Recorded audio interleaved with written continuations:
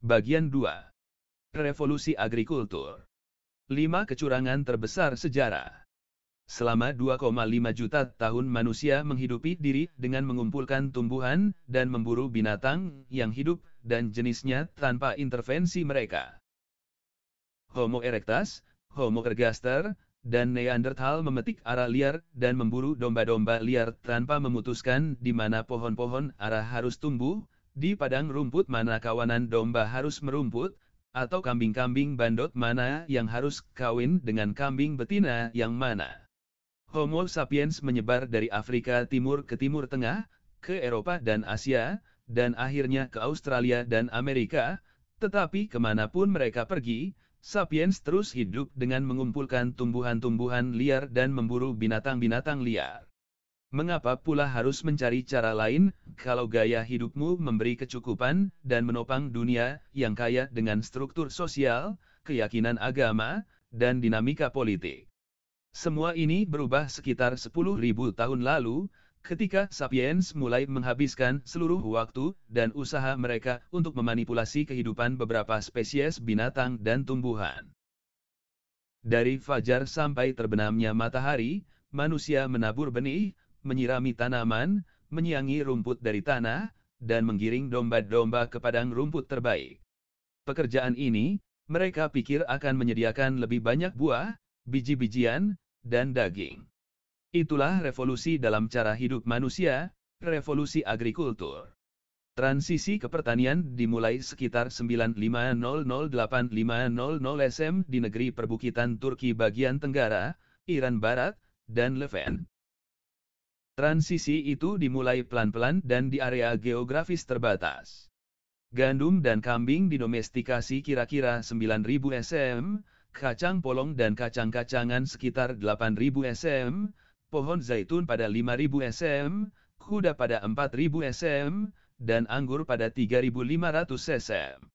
Sebagian binatang dan tumbuhan, seperti unta dan kacang mede, didomestikasi belakangan, tetapi sampai dengan 3.500 SM, gelombang utama domestikasi selesai. Bahkan hari ini, dengan segala kemajuan teknologi kita, lebih dari 90% kalori yang menghidupi manusia datang dari segelintir tumbuhan yang didomestikasi leluhur kita antara 9.500 dan 3.500 SM, gandum, padi, jagung, kentang, jewawut, dan jelai. Tak ada tumbuhan atau binatang yang didomestikasi yang patut dicatat dalam 2000 tahun terakhir. Jika pikiran kita seperti para pemburu penjelajah, santapan kita pun sama seperti para petani kuno itu. Para ahli dulu percaya bahwa pertanian menyebar dari satu titik tunggal di timur tengah ke 4 penjuru dunia. Kini, para ahli sepakat bahwa pertanian menyeruak di berbagai bagian lain dunia, bukan oleh aksi para petani timur tengah yang mengekspor revolusi mereka, melainkan seluruhnya secara independen. Orang-orang di Amerika Tengah mendomestikasi jagung dan biji-bijian tanpa mengetahui apapun tentang penanaman gandum dan kacang polong di Timur Tengah. Orang-orang Amerika Selatan belajar cara menumbuhkan kentang dan mengembangbiakan lama, tanpa tahu apa yang terjadi di Meksiko atau Levant. Kaum revolusioner pertama Cina mendomestikasi padi, jewawut, dan babi. Para pekebun pertama Amerika Utara kelelahan menyisir semak-semak mencari umbi-umbian yang bisa dimakan dan memutuskan untuk menanam labu kuning. Orang-orang New Guinea mendomestikasi tebu dan pisang, sementara para petani Afrika Barat memanfaatkan jewawut Afrika, padi Afrika, sorghum, dan gandum untuk memenuhi kebutuhan mereka. Dari titik-titik pusat awal inilah pertanian menyebar jauh dan meluas. Sampai dengan abad pertama mayoritas penduduk di sebagian besar wilayah dunia adalah agrikulturalis. Mengapa revolusi agrikultur meletup di Timur Tengah, Cina, dan Amerika Tengah, tetapi tidak di Australia, Alaska, atau Afrika Selatan? Penyebabnya sederhana, sebagian besar spesies tumbuhan dan binatang tak bisa didomestikasi. Sapiens bisa menggali jamur-jamur besar yang lezat dan memburu mamut-mamut berbulu, tetapi mendomestikasi spesies manapun tak ada dalam pikiran mereka. Jamur-jamur sangat sulit dicari, dan binatang-binatang buas raksasa terlalu menakutkan. Dari ribuan spesies yang diburu dan dikumpulkan para leluhur kita, hanya beberapa yang bisa menjadi kandidat cocok untuk pertanian dan piaraan. Spesies yang sedikit itu hidup di tempat-tempat tertentu, dan di tempat-tempat itulah revolusi agrikultur terjadi. Dulu para ahli mengklaim bahwa revolusi agrikultur adalah sebuah lompatan besar menuju kemanusiaan. Mereka mendongengkan cerita kemajuan yang didorong oleh kekuatan otak manusia. Evolusi pelan-pelan menghasilkan orang-orang yang lebih pintar. Akhirnya, orang-orang begitu pintar sehingga mereka mampu menyibak rahasia-rahasia alam, memungkinkan mereka untuk mendomestikasi domba dan menanam gandum. Segera setelah semua ini terjadi, mereka dengan riang meninggalkan kehidupan yang melelahkan, berbahaya, dan sering Spartan, sebagai pemburu penjelajah, dengan tinggal menetap untuk menikmati kehidupan menyenangkan lagi memuaskan sebagai petani. Dongeng itu adalah fantasi. Tak ada bukti bahwa orang-orang menjadi lebih pintar seiring berjalannya waktu. Para pengembara tahu rahasia-rahasia alam jauh sebelum revolusi agrikultur karena kehidupan mereka bergantung pada pengetahuan mendalam tentang binatang yang mereka buru dan tumbuhan yang mereka kumpulkan. Bukan menjadi penanda kehadiran era baru kehidupan yang mudah, revolusi agrikultur menghadirkan kehidupan yang secara umum malah lebih sulit bagi para petani dan lebih tidak memuaskan ketimbang yang dinikmati para pengembara. Para pemburu penjelajah menghabiskan waktu mereka dengan cara yang lebih menstimulasi dan lebih beragam, dan lebih kecil ancaman bahaya kelaparan serta penyakit. Revolusi agrikultur jelas memperbesar jumlah total makanan yang dimiliki manusia. Namun, makanan ekstra tidak bisa diterjemahkan sebagai menu yang lebih baik atau waktu luang yang lebih banyak. Yang sesungguhnya terjadi adalah ledakan populasi dan elit yang manja. Rata-rata petani bekerja lebih keras ketimbang rata-rata pengembara, dan mendapatkan menu makanan yang lebih buruk sebagai imbalannya. Revolusi agrikultur adalah kecurangan terbesar dalam sejarah. Siapa yang bertanggung jawab? Bukan raja, bukan pendeta, bukan pula pedagang. Pelakunya adalah segelintir spesies tumbuhan, termasuk gandum, padi, dan kentang. Tumbuhan-tumbuhan ini mendomestikasi Homo sapiens, bukan sebaliknya. Pikirkan sejenak tentang revolusi agrikultur dari sudut pandang gandum. 10.000 tahun lalu gandum hanya satu jenis rumput liar, salah satu dari banyak, terkurung dalam rentang kecil di Timur Tengah. Tiba-tiba, hanya dalam beberapa milenium pendek, rumput itu tumbuh di seluruh dunia. Menurut kriteria evolusi dasar survival dan reproduksi, gandum menjadi salah satu tumbuhan yang paling sukses dalam sejarah di muka bumi. Di area-area seperti Great Plains, Amerika Utara, di mana tak sebatang pun tangkai gandum tumbuh 10.000 tahun lalu, kini Anda bisa berjalan beratus-ratus kilometer tanpa menjumpai tumbuhan lain. Di seluruh dunia, gandum menutupi sekitar 2,25 juta kilometer persegi permukaan bumi, hampir 10 kali luas Inggris. Bagaimana rumput ini berubah dari tidak signifikan menjadi ada di mana-mana? Gandum melakukannya dengan memanipulasi Homo sapiens untuk keuntungannya sendiri. Kera ini telah hidup cukup nyaman berburu dan mengumpulkan sampai sekitar 10.000 tahun lalu, tetapi kemudian mulai menginvestasikan lebih banyak dan lebih banyak lagi upaya menanam gandum. Dalam beberapa milenium, manusia di banyak bagian dunia merawat tumbuhan gandum. Itu tidak mudah. Gandum meminta banyak dari mereka. Gandum tidak suka bebatuan dan kerikil, jadi sapiens meremukkan punggung mereka untuk membersihkan lahan.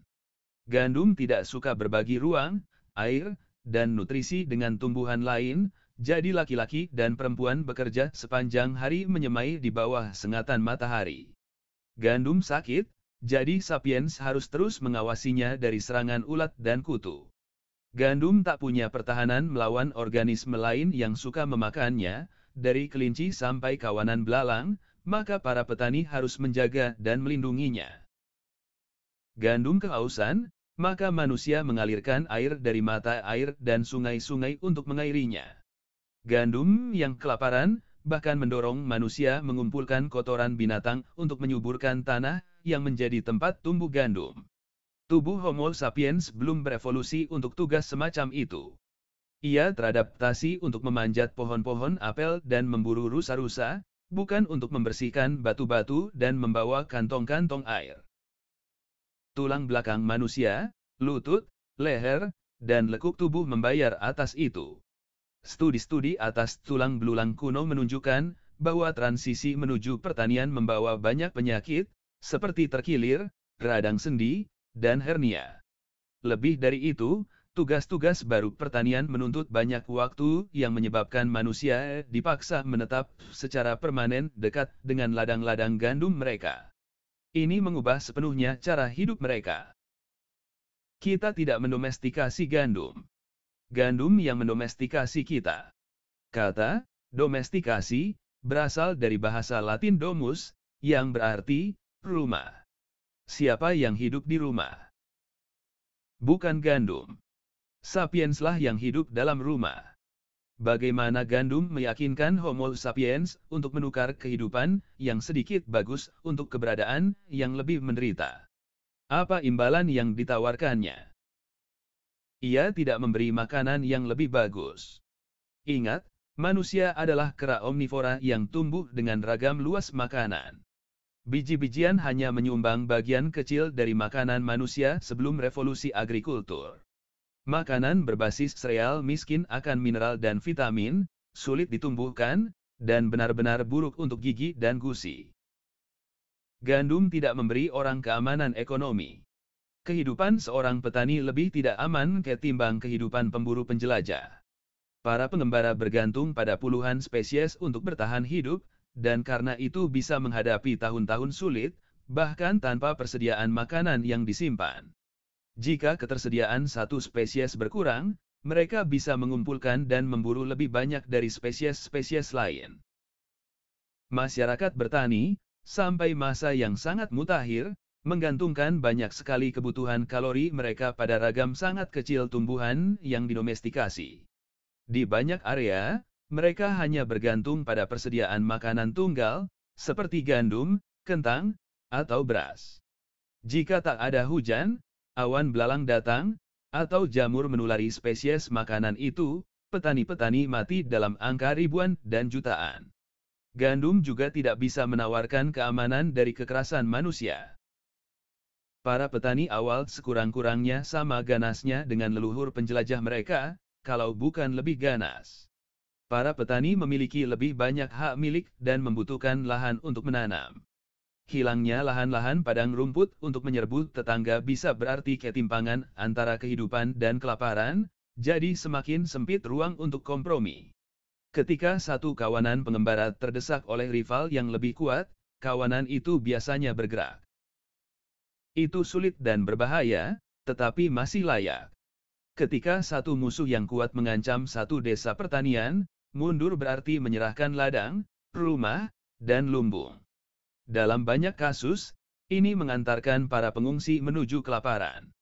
Oleh karena itu, para petani cenderung bertahan dan berperang sampai titik darah penghabisan. Banyak studi antropologis dan arkeologis menunjukkan bahwa dalam masyarakat-masyarakat agrikultur sederhana tanpa kerangka politik yang melingkupi desa dan suku, kekerasan manusia bertanggung jawab atas sekitar 15% kematian, termasuk 25% kematian laki-laki. Dalam masyarakat kontemporer Papua Nugini, kekerasan menyumbang 30% kematian laki-laki di satu masyarakat suku pertanian, Dani, dan 35% di suku lain, Tengah. Di Ekuador, mungkin 50% orang Waorani dewasa mati akibat kekerasan di tangan manusia lain. 12 pada waktunya, kekerasan manusia bisa diatasi melalui pengembangan kerangka sosial yang lebih besar, kota-kota, kerajaan, dan negara. Namun, butuh ribuan tahun untuk membangun struktur politik yang demikian besar dan efektif. Kehidupan desa jelas membawa sejumlah manfaat langsung bagi para petani awal, seperti proteksi yang lebih baik dari binatang buas, hujan, dan cuaca dingin. Namun, untuk rata-rata orang, kerugiannya mungkin melebihi keuntungannya. Sulit bagi orang dalam masyarakat makmur saat ini untuk menghargainya. Karena kita menikmati kemakmuran dan keamanan, dan karena kemakmuran serta keamanan kita dibangun di atas fondasi yang dibuat oleh revolusi agrikultur, kita berasumsi bahwa revolusi agrikultur adalah sebuah perbaikan yang luar biasa. Meskipun demikian, salah juga jika menilai ribuan tahun sejarah dari perspektif masa kini. Satu sudut pandang yang jauh lebih representatif adalah sudut pandang seorang gadis berusia 3 tahun yang sekarat akibat malnutrisi pada abad pertama di Cina gara-gara panen ayahnya gagal.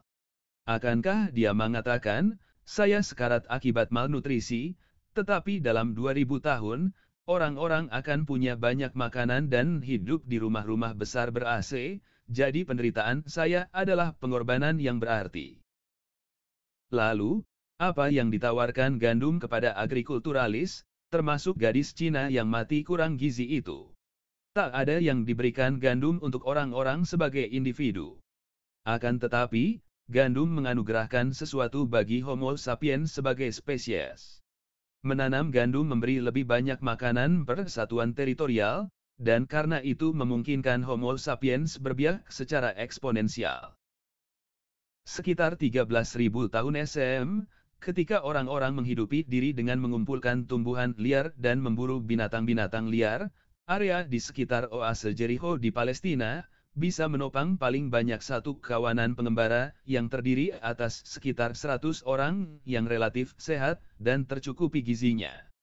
Sekitar 8.500 cm, ketika tumbuhan-tumbuhan liar menyerah kepada ladang-ladang gandum, oase itu menopang desa besar tetapi ringkih berisi 1.000 orang, yang jauh lebih menderita akibat penyakit dan kekurangan gizi. Mata uang evolusi bukanlah kelaparan dan penderitaan, melainkan salinan spiral DNA.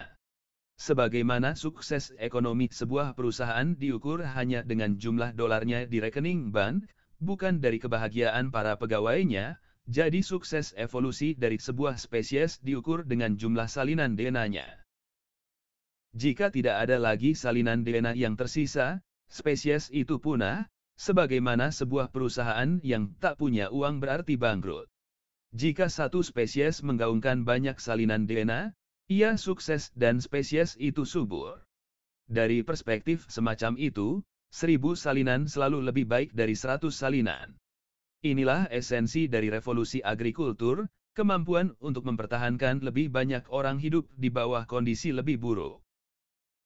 Meskipun demikian, mengapa pula seseorang harus peduli dengan kalkulus evolusi ini? Mengapa pula satu orang yang sama menurunkan standar hidupnya hanya untuk menggandakan jumlah salinan gen Homo sapiens? Tak seorang pun setuju dengan kenyataan ini, revolusi agrikultur adalah sebuah perangkap. Perangkap mewah. Peningkatan pertanian adalah perkembangan yang sangat perlahan, menyebar selama berabad-abad dan beberapa milenium. Satu kawanan Homo sapiens yang mengumpulkan jamur dan kacang, serta berburu rusa dan kelinci tidak tiba-tiba mendiami sebuah desa permanen, membajak tanah, menyemai gandum dan mengangkut air dari sungai. Perubahan itu berjalan tahap demi tahap, masing-masing disertai hanya perubahan kecil dalam kehidupan sehari-hari. Homo sapiens mencapai Timur Tengah sekitar 70.000 tahun lalu. Selama 50.000 tahun kemudian para leluhur kita tumbuh subur di sana tanpa pertanian. Sumber daya alam area itu cukup untuk menopang populasi manusianya. Pada satu masa subur banyak orang punya anak, dan pada masa sulit lebih sedikit yang punya anak. Manusia, seperti mamalia pada umumnya, memiliki mekanisme hormonal dan genetik yang membantu mengendalikan perkembangbiakan. Pada masa yang baik, perempuan mencapai pubertas lebih awal, dan peluang mereka untuk hamil sedikit lebih tinggi.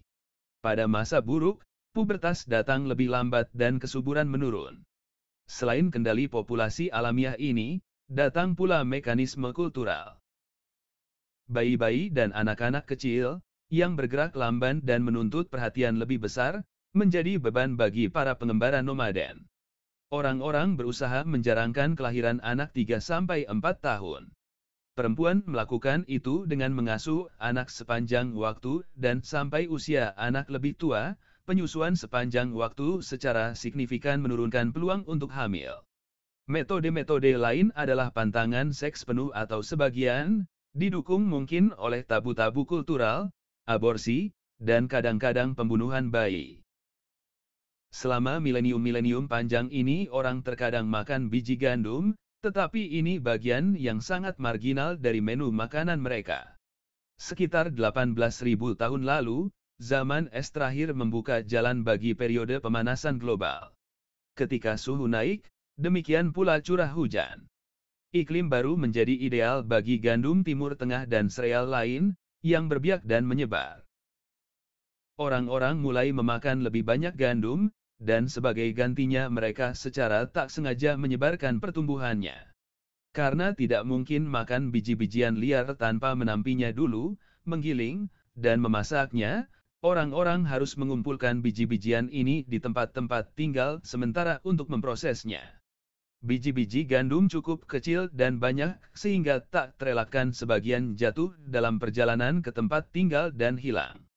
Dari waktu ke waktu semakin banyak gandum tumbuh di sepanjang jalur favorit manusia dan dekat tempat tinggal mereka. Ketika manusia membakar hutan dan semak-semak, ini juga membantu gandum. Api melenyapkan pohon-pohon dan semak belukar, memungkinkan gandum dan rumput-rumput lain memonopoli sinar matahari, air, dan nutrisi.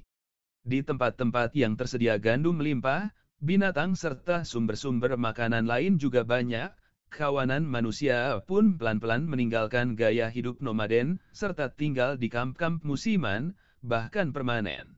Mula-mula mereka mungkin tinggal selama 4 pekan pada musim panen. Satu generasi kemudian, ketika tumbuhan gandum berbiak dan menyebar, kamp panen bertahan sampai 5 pekan, kemudian 6 pekan, dan akhirnya menjadi sebuah desa permanen. Bukti permukiman semacam itu telah ditemukan di seluruh Timur Tengah, terutama di Levant, di mana kultur Natufian tumbuh subur dari 12.500 cm sampai 9.500 cm. Orang-orang Natufian adalah pemburu penjelajah yang hidup dengan puluhan spesies liar, tetapi mereka hidup di desa-desa permanen dan menghabiskan banyak waktu untuk pengumpulan dan pemrosesan secara intensif sereal liar. Mereka membangun rumah-rumah batu dan lumbung. Mereka menyimpan biji-bijian untuk masa-masa sulit. Mereka menemukan alat-alat baru seperti sabit batu untuk memanen gandum, dan penumbuk serta mortir dari batu untuk menghaluskannya. Pada tahun-tahun setelah 9.500 cm, para keturunan Natufian terus mengumpulkan dan memproses sereal, tetapi mereka juga mulai menanamnya dengan cara yang semakin teliti. Ketika mengumpulkan biji-bijian liar, mereka menyisihkan sebagian dari hasil panen untuk disemai di ladang musim berikutnya. Mereka menemukan bahwa dengan menyemai biji-bijian ke dalam tanah, mereka bisa mendapatkan hasil yang lebih baik dibandingkan menaburnya secara asal-asalan di permukaan tanah. Jadi, mereka mulai mencangkul dan membajak. Pelan-pelan mereka juga mulai menyemai di ladang, menjaganya dari parasit, dan mengairi serta menyuburkannya. Dengan semakin banyak upaya dilakukan untuk menanam sereal, semakin sedikit waktu untuk mengumpulkan dan memburu spesies liar. Pengembara pun menjadi petani. Tak ada satu pun jejak yang membedakan perempuan pengumpul gandum liar dengan perempuan yang bercocok tanam gandum domestikasi, sehingga sulit untuk menyatakan secara pasti kapan transisi menentukan ke agrikultur itu terjadi. Namun, sampai dengan 8.500 cm, Timur Tengah dipadati desa-desa permanen seperti Jericho, yang penghuninya menghabiskan sebagian besar waktu mereka untuk menanam beberapa spesies domestikasi.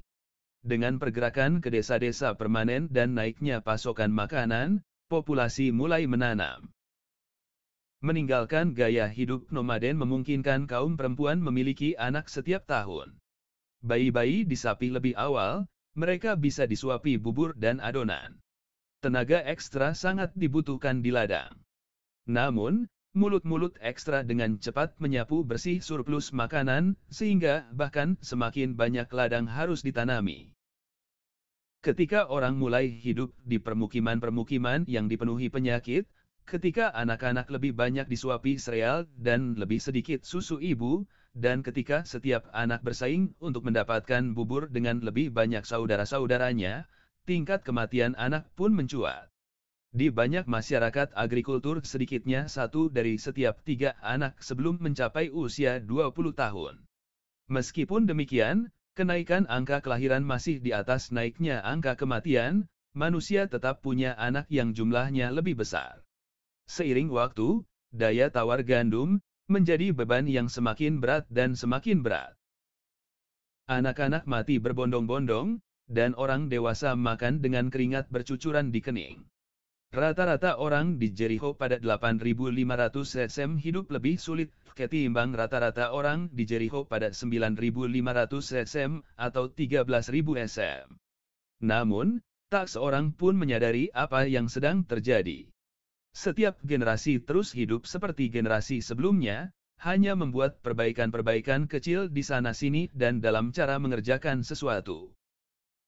Secara paradoks, serangkaian perbaikan yang masing-masing berarti menjadikan hidup lebih mudah, menambahkan satu batu gerinda di leher para petani ini. Mengapa orang membuat kalkulasi fatal semacam itu? Penyebabnya sama dengan miskalkulasi yang dilakukan orang-orang sepanjang sejarah. Orang tidak mampu memahami sepenuhnya konsekuensi-konsekuensi dari keputusan-keputusan mereka. Setiap kali mereka memutuskan untuk mengerjakan sedikit pekerjaan ekstra, taruhlah untuk mencangkul ladang, bukan menabur benih di permukaan, orang mengira, ya, kita harus bekerja lebih keras, tetapi panen akan berlimpah. Kita tidak perlu khawatir dengan tahun-tahun mendatang. Anak-anak tidak akan pernah lagi tidur kelaparan. Masuk akal. Jika Anda bekerja lebih keras, Anda akan mendapatkan kehidupan yang lebih baik. Itulah rencananya. Bagian pertama dari rencana itu berjalan mulus. Orang-orang benar-benar bekerja lebih keras. Namun, orang-orang tidak bisa melihat bahwa jumlah anak akan bertambah, yang berarti bahwa ekstra gandum akan dibagi dengan lebih banyak anak. Para petani awal itu juga tidak mengerti bahwa menyuapi anak-anak dengan lebih banyak bubur dan lebih sedikit susu ibu akan memperlemah sistem kekebalan mereka, dan bahwa permukiman-permukiman permanen akan menjadi sarang bagi penyakit-penyakit menular. Mereka tidak melihat bahwa dengan menaikkan ketergantungan pada satu sumber makanan tunggal, mereka sesungguhnya memapar diri dengan ancaman bahaya kekeringan. Para petani itu juga tidak melihat pada tahun-tahun baik lumbung-lumbung mereka yang berlimpah akan mengundang pencuri dan musuh, memaksa mereka mulai membangun dinding dan melakukan tugas-tugas penjagaan. Lalu, mengapa manusia tidak meninggalkan perladangan ketika rencananya mendatangkan kesulitan? Sebagian, karena perlu beberapa generasi bagi perubahan-perubahan kecil untuk berakumulasi dan mentransformasi masyarakat, dan pada masa itu, tak seorang pun mengingat bahwa mereka pernah hidup secara berbeda. Dan, sebagian karena pertumbuhan populasi membakar perahu-perahu kemanusiaan. Jika dengan pencangkulan populasi sebuah desa naik dari 100 menjadi 110, maka siapa 10 orang yang harus rela kelaparan agar yang lain bisa kembali ke keadaan baik pada masa lalu? Tidak ada yang bisa kembali. Perangkap sudah terkunci. Perburuan kehidupan yang lebih mudah menghasilkan lebih banyak kesulitan, dan itu bukan yang terakhir. Itu terjadi pada kita hari ini. Berapa banyak pemuda lulusan perguruan tinggi mengambil pekerjaan berat di perusahaan-perusahaan padat karya, dengan berjanji bahwa mereka akan bekerja keras untuk mendapatkan uang yang memungkinkan mereka pensiun dan mengejar kesenangan pada usia 35 tahun. Namun, ketika usia itu tercapai, mereka punya beban besar, anak-anak ke sekolah, rumah di pinggiran yang membutuhkan sedikitnya 2 mobil per keluarga, dan hidup tak terasa nikmatnya tanpa anggur dan liburan di luar negeri. Apa yang harus mereka lakukan? Kembali menggali akar. Tidak, mereka melipat gandakan upayanya dan tetap diperbudak. Salah satu hukum sejarah adalah bahwa kemewahan cenderung menjadi keharusan dan melahirkan beban-beban baru. Begitu orang terbiasa dengan satu kemewahan tertentu, mereka menerimanya sebagai kebiasaan. Kemudian, mereka mulai menjadikannya kebutuhan. Akhirnya mereka mencapai satu titik ketika mereka tidak bisa hidup tanpanya. Mari ambil contoh lain yang populer pada masa kita. Selama beberapa dekade terakhir, kita telah menemukan tak terhitung alat penghemat waktu yang diharapkan menjadikan hidup lebih santai, mesin cuci, vacuum cleaner, pencuci piring, telepon, ponsel, komputer, surel. Sebelumnya, butuh banyak pekerjaan untuk menulis sepucuk surat, menulis alamat, membeli perangko dan amplop, dan membawanya ke kotak surat. Perlu beberapa hari atau beberapa pekan, bahkan mungkin beberapa bulan, untuk mendapatkan jawaban. Kini, saya bisa menulis surel, mengirimnya sejauh setengah putaran bumi, dan, jika yang dituju sedang online, menerima jawaban semenit kemudian. Saya menghemat waktu dan tenaga, tetapi apakah saya menikmati kehidupan yang lebih santai? Sayangnya tidak. Pada era surat bekicot dulu, orang-orang biasanya menulis surat ketika mereka punya sesuatu yang penting untuk disampaikan. Bukan menulis apa yang pertama muncul di kepala, mereka mempertimbangkan hati-hati apa yang ingin mereka katakan dan bagaimana cara menyampaikannya. Mereka berharap menerima jawaban yang dipertimbangkan masak-masak juga. Sebagian orang menulis dan menerima hanya segelintir surat dalam sebulan dan jarang merasa terpaksa untuk membalas segera. Kini, saya menerima puluhan surel setiap hari, semua dari orang-orang yang mengharapkan balasan secepatnya. Kita mengira menghemat waktu, yang terjadi kita malah mempercepat treadmill kehidupan 10 kali lebih cepat, sehingga membuat hari-hari kita lebih mencemaskan dan menggelisahkan. Di mana-mana ada seorang Luddite yang berkeras menolak membuka akun surel, sebagaimana ribuan tahun lalu kawanan-kawanan manusia menolak ikut berladang, dan menghindari perangkap kemewahan. Namun, revolusi agrikultur tak butuh setiap kawanan di daerah tertentu bergabung. Yang dibutuhkan cuma satu kawanan. Begitu ada kawanan yang bermukim dan mulai mengolah tanah, entah itu di Timur Tengah atau Amerika Tengah, pertanian tak bisa dibendung. Karena pertanian menciptakan kondisi-kondisi bagi pertumbuhan demografis cepat, para petani biasanya mampu mengatasi para pengembara dengan keunggulan jumlah. Para pengembara bisa lari, meninggalkan tanah perburuan mereka ke ladang dan padang rumput, atau ikut mengolah tanah. Pilihan yang manapun, kehidupan lama pun hilang. Cerita perangkap kemewahan membawa serta satu pelajaran penting. Pencarian manusia akan kemudahan hidup menghasilkan kekuatan besar perubahan yang mentransformasi dunia dengan cara yang tak pernah dibayangkan atau diinginkan siapapun. Tak seorang pun merencanakan revolusi agrikultur atau mengupayakan ketergantungan manusia pada penanaman sereal. Serangkaian keputusan kecil yang ditujukan terutama untuk mengisi beberapa perut dan mendapatkan sedikit keamanan memiliki efek kumulatif yang memaksa para pengembara kuno menghabiskan hari-hari mereka membawa kantong-kantong air di bawah sengatan matahari. Campur tangan Tuhan. Skenario di atas menjelaskan revolusi agrikultur sebagai sebuah miskalkulasi. Itu sangat masuk akal. Sejarah penuh dengan miskalkulasi yang jauh lebih idiotik. Namun, tidak ada kemungkinan lain. Mungkin bukan pencarian kehidupan yang lebih mudah yang melahirkan transformasi itu. Mungkin sapiens memiliki aspirasi-aspirasi lain, dan secara sadar bersedia membuat hidup mereka lebih berat dalam rangka mencapainya. Para ilmuwan biasanya berusaha merujukkan perkembangan-perkembangan sejarah kepada faktor-faktor dingin ekonomi dan demografis. Ini memang lebih cocok dengan metode rasional dan matematis mereka. Dalam kasus sejarah modern, para ahli tidak bisa menghindari pertimbangan faktor-faktor non-material seperti ideologi dan budaya. Bukti tertulis memaksa tangan mereka. Kita punya cukup dokumen, surat, dan memoir untuk membuktikan bahwa Perang Dunia Kedua tidak disebabkan oleh kekurangan makanan atau tekanan psikologis. Namun, kita tidak punya dokumen dari budaya Natufian, jadi ketika menangani periode kuno aliran materialis menunjukkan kekuasaannya. Sulit untuk membuktikan bahwa masyarakat praliterasi dimotivasi oleh agama ketimbang kebutuhan ekonomi. Meskipun demikian, Dalam kasus-kasus yang langka, kita cukup beruntung menemukan petunjuk-petunjuk. Pada 1995 para arkeologis mulai mengekskavasi situs di wilayah Tenggara Turki yang dikenal dengan nama Göbekli Tepe. Di lapisan tertua mereka tak menemukan tanda-tanda permukiman, rumah-rumah, atau aktivitas keseharian. Namun, mereka menemukan struktur-struktur pilar monumental berhiaskan pahatan-pahatan spektakuler. Setiap batu pilar memiliki berat 7 ton dan mencapai ketinggian 5 meter. Di sebuah tambang dekat sana, mereka menemukan pilar pahatan setengah jadi seberat 50 ton. Secara keseluruhan, mereka menemukan lebih dari 10 struktur monumental, yang terbesar lebarnya hampir 30 meter. Para arkeologis terbiasa dengan struktur-struktur monumental semacam itu dari berbagai situs di seluruh dunia, contoh yang paling terkenal adalah Stonehenge di Inggris.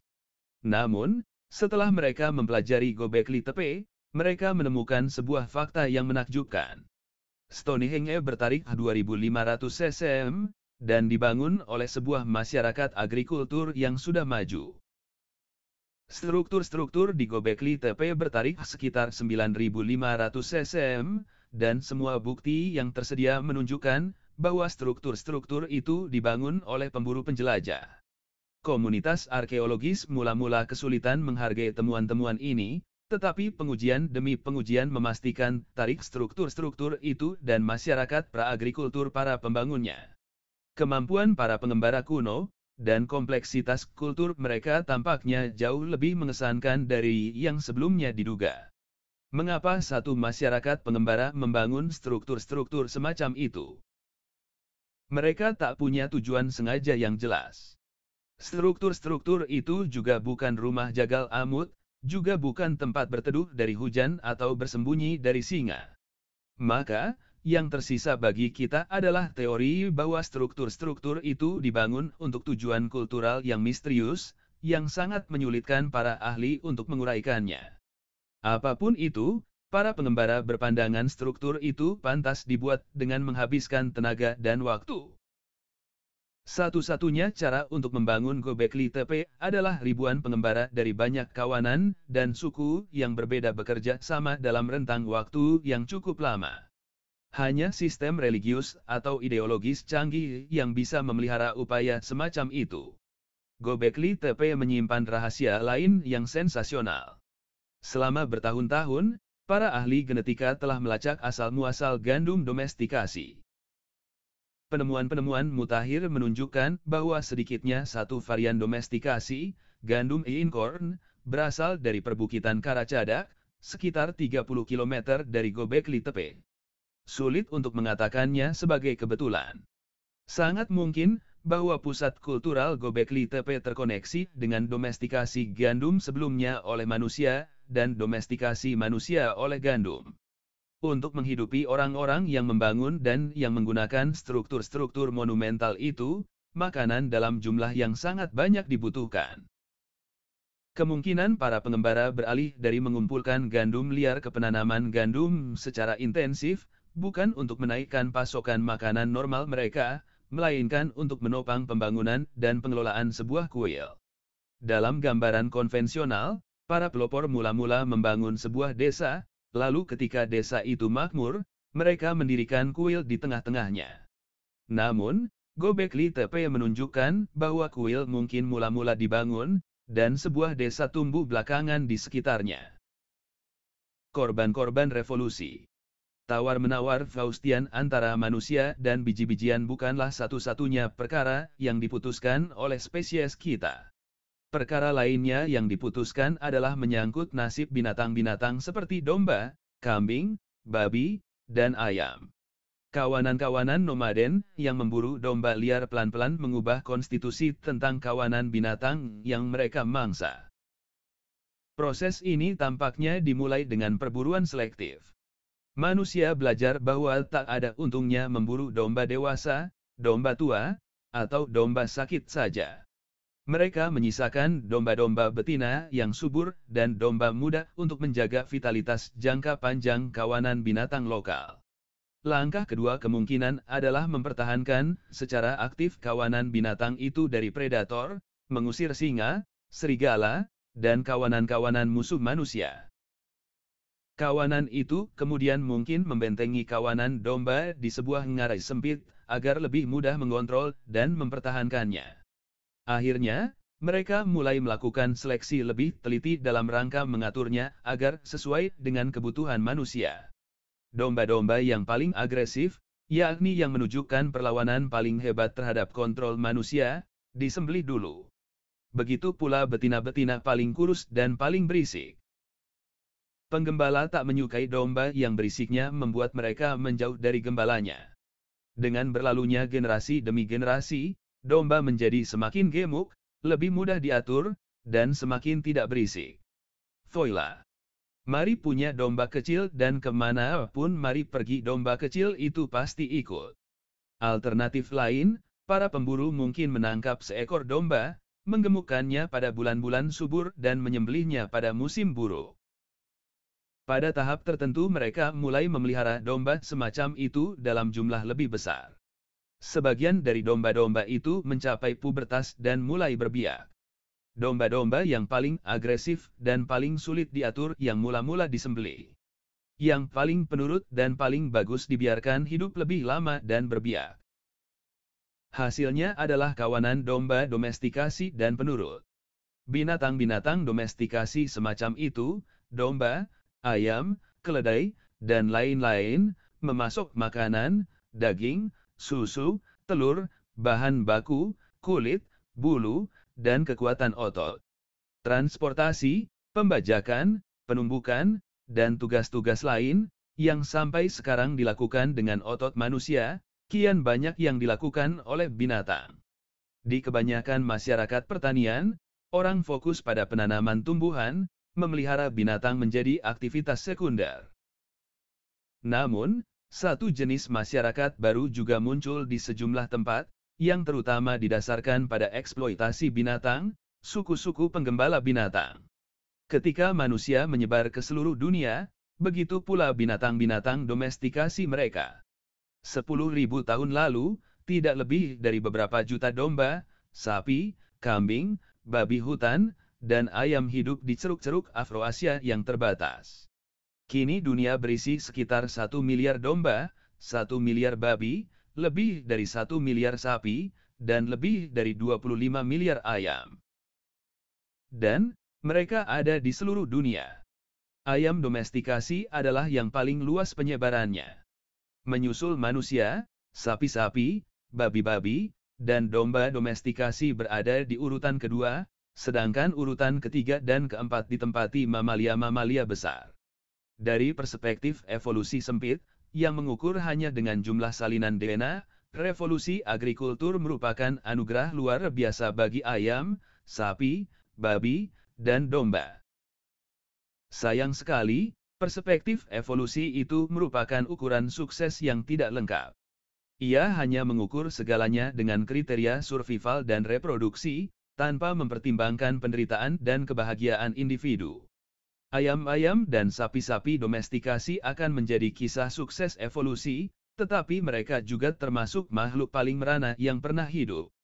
Domestikasi binatang dijalankan dengan serangkaian praktik brutal yang hanya menjadi semakin brutal seiring abad-abad berlalu.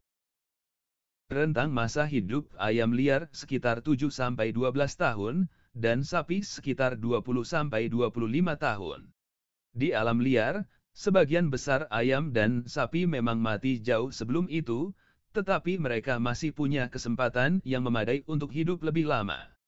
Sebaliknya, mayoritas besar ayam dan sapi domestikasi disembelih pada usia antara beberapa pekan sampai beberapa bulan, karena ini selalu menjadi usia penyembelihan yang paling optimal dari perspektif ekonomi. Mengapa pula memelihara seekor ayam selama 3 tahun, jika ia sudah mencapai berat maksimum setelah usia 3 bulan? Ayam-ayam petelur, sapi perah, dan binatang-binatang pengangkut kadang-kadang dibiarkan hidup lebih lama. Namun, harga yang dibayar adalah penindasan dalam kehidupan yang benar-benar asing bagi kehendak dan keinginan mereka. Maka, masuk akal untuk dikemukakan, misalnya, bahwa kerbau lebih suka menghabiskan hari-hari mereka berkeliaran di dataran terbuka dalam kawanan kerbau dan sapi ketimbang menarik gerobak dan membajak di bawah arahan si pemegang cemeti. Untuk mengubah kerbau, kuda, keledai, dan otan menjadi binatang pengangkut yang patuh, maka naluri alamiah dan hubungan-hubungan sosial mereka harus dihancurkan, agresi dan seksualitas mereka ditundukkan, dan kebebasan gerak mereka dibatasi. Para petani mengembangkan teknik-teknik seperti mengunci binatang dalam kandang dan kurungan, mengekang mereka dengan tali dan cambuk, melatih mereka dengan cemeti dan pelecut, dan memutilasi mereka. Proses penundukan hampir selalu melibatkan pengebirian pejantan. Ini bisa menghambat agresi jantan dan memungkinkan manusia secara selektif mengontrol perkembangbiakan binatang. Pada banyak masyarakat Papua Nugini, kekayaan seseorang secara tradisional ditentukan oleh jumlah babi yang dia miliki. Untuk memastikan bahwa babi-babi itu tidak lari, para petani di bagian utara Papua Nugini mengiris hidung babi. Ini menyebabkan nyeri hebat setiap kali babi itu berusaha mengendus. Karena babi tidak bisa menemukan makanan atau bahkan mencari jalan tanpa mengendus, mutilasi ini membuat mereka benar-benar tergantung pada manusia pemiliknya. Di area lain Papua Nugini, ada kebiasaan mencongkel mata babi sehingga binatang itu bahkan tidak tahu kemana mereka akan pergi. Industri susu punya cara sendiri dalam memaksa binatang melakukan kehendaknya. Sapi, kambing, dan domba menghasilkan susu hanya setelah melahirkan dan hanya sepanjang binatang-binatang muda itu menyusui. Untuk meneruskan pasokan susu binatang, petani perlu memiliki anak-anak sapi, anak domba, dan anak kambing untuk menyusu, tetapi harus mencegah mereka memonopoli susu.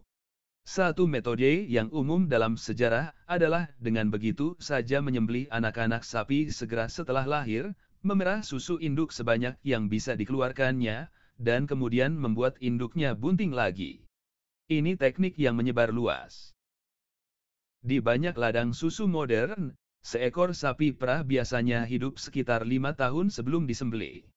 Selama masa 5 tahun itu dia hampir terus-menerus bunting dan subur kembali dalam 60-120 hari setelah melahirkan, dalam rangka mempertahankan produksi susu maksimum. Anak-anak sapinya dipisahkan dari induknya segera setelah lahir. Yang betina disisihkan untuk menjadi generasi sapi perah berikutnya, sementara yang jantan diserahkan ke industri daging. Metode lainnya adalah memelihara anak-anak sapi dan domba dekat induknya, tetapi mencegah mereka dengan berbagai siasat dari menyusu terlalu banyak. Cara yang paling sederhana untuk melakukan itu adalah membiarkan anak sapi atau domba mulai menyusu, tetapi menyingkirkannya begitu susu mulai mengalir. Cara ini biasanya menimbulkan perlawanan dari anak maupun induknya. Sebagian suku penggembala biasa membunuh keturunan, memakan dagingnya, dan kemudian menyimpan kulitnya. Anak sapi yang tinggal kulit itu kemudian disodorkan ke induknya agar kehadirannya bisa mendorong produksi susu. Suku Nuer di Sudan selama ini melumuri kulit anak sapi dengan urin induknya, untuk memberi aroma palsu anak sapi hidup. Seekor anak sapi modern di lahan ternak daging industri. Segera setelah lahir anak sapi dipisahkan dari induknya dan dikurung dalam kerangkeng mungil yang tak jauh lebih besar daripada tubuh anak sapi itu sendiri. Di sana anak sapi menghabiskan seluruh hidupnya, rata-rata sekitar 4 bulan.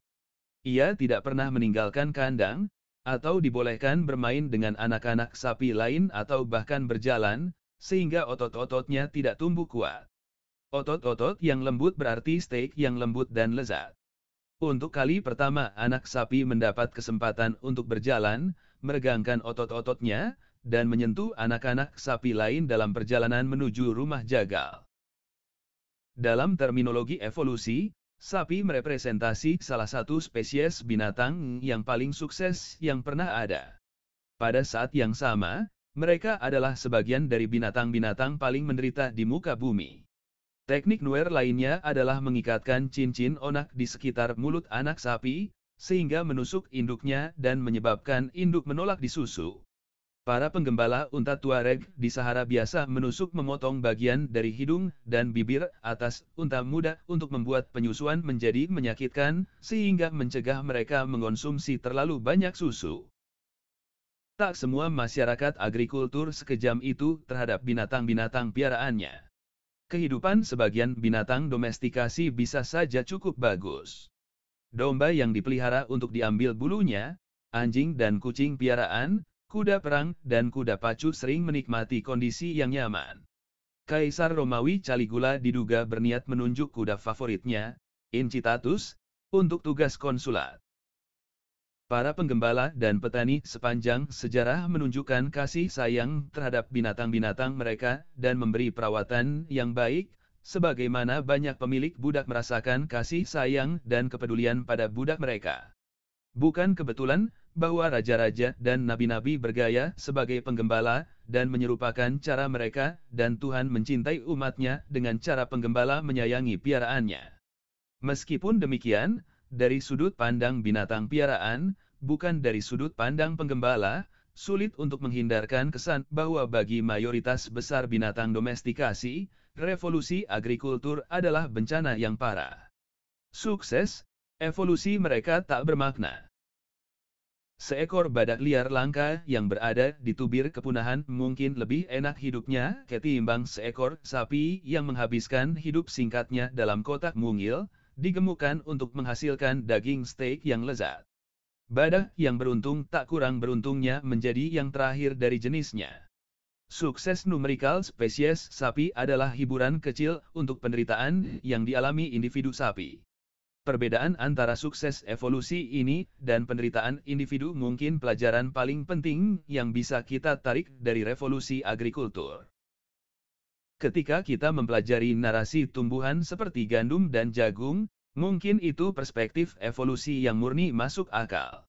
Namun, dalam hal binatang-binatang seperti sapi, domba, dan sapiens, masing-masing dengan dunia sensasi dan emosinya yang kompleks, kita harus mempertimbangkan bagaimana sukses evolusi diterjemahkan ke pengalaman individu. Pada bab-bab berikut ini kita akan melihat dari waktu ke waktu bagaimana peningkatan dramatis kekuatan kolektif dan sukses nyata spesies kita berjalan beriringan dengan banyak penderitaan individu.